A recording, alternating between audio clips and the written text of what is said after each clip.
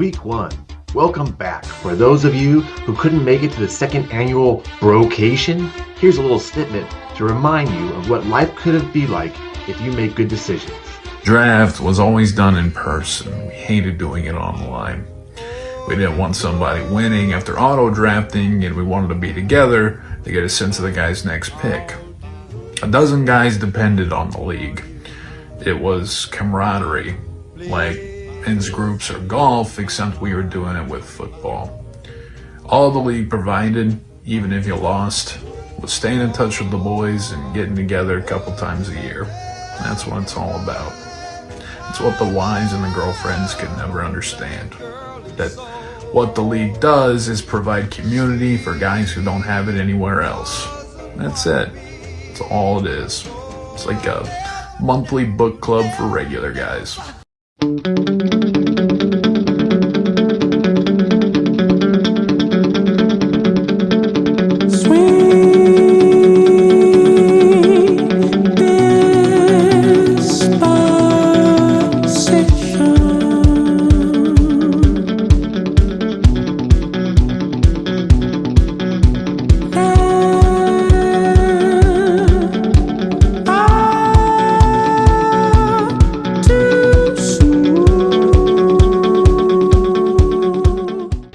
Wow.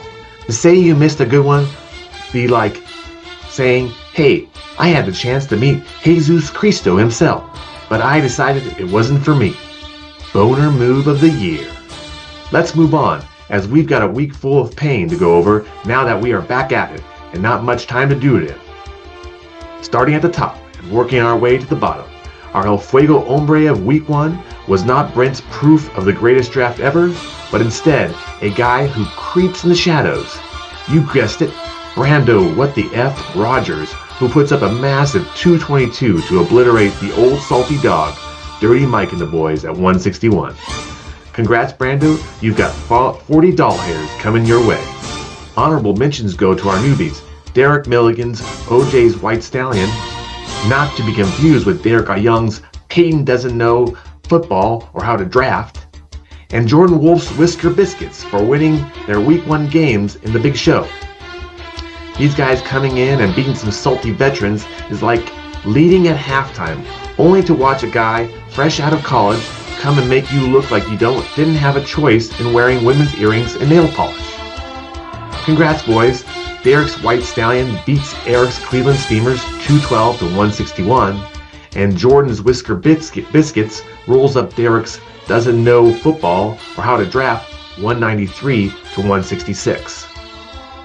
New segment of the year is brought to you by OnlyFans, the social platform revolutionizing how guys get their rocks off. This segment is called The Biggest Bust, and no, it's not a segment about women and their huge boobs, you sickos. What in my past would make you think that's what this segment is about? This segment will be our way of tracking terrible draft choices. This week, the Milligan Bros battle it out as the number 15 overall A.J. Brown pick put up 2 puntos for the day versus his 22 puntos projected. However, that was pretty bad. It wasn't as bad as number 1 pick overall, Jamar Chase, who puts up 7 puntos versus his 34 projected overall. 7 puntos? I have a kid named Nathan on my flag football team who has hooks for hands, and he has more puntos than Jamar Chase. So Week 1's biggest bust goes to Jay Chase. Congrats, you loser. Last but not least would be this league's biggest loser. And with a lineup like this, he may be getting this title more than once.